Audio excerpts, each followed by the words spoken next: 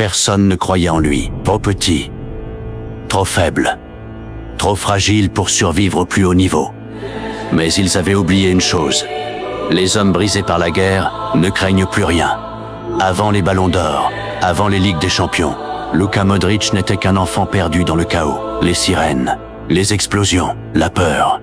Pendant que d'autres rêvaient de football, lui apprenait simplement à survivre. Et c'est peut-être ce jour-là que quelque chose l'a choisi. Une ancienne entité née du silence des champs de bataille. Son nom, Voldrake. Voldrake ne donnait ni force, ni vitesse. Il offrait autre chose. Le contrôle du temps. Depuis ce jour, Modric semblait jouer dans une dimension différente. Quand les autres paniquaient, lui ralentissait le match. Une rotation du corps, une passe extérieure. Et soudain, 20 joueurs disparaissaient du terrain. Comme si lui seul pouvait voir les secondes à l'avance. Même les plus grands milieux d'Europe semblaient perdus face à lui. Parce qu'on ne pressait pas Modric. On essayait simplement de survivre à son rythme. Puis vint l'époque du Real Madrid le plus terrifiant de l'histoire. 3 Ligues des Champions consécutives. Et au milieu du chaos, il y avait toujours Luka Modric.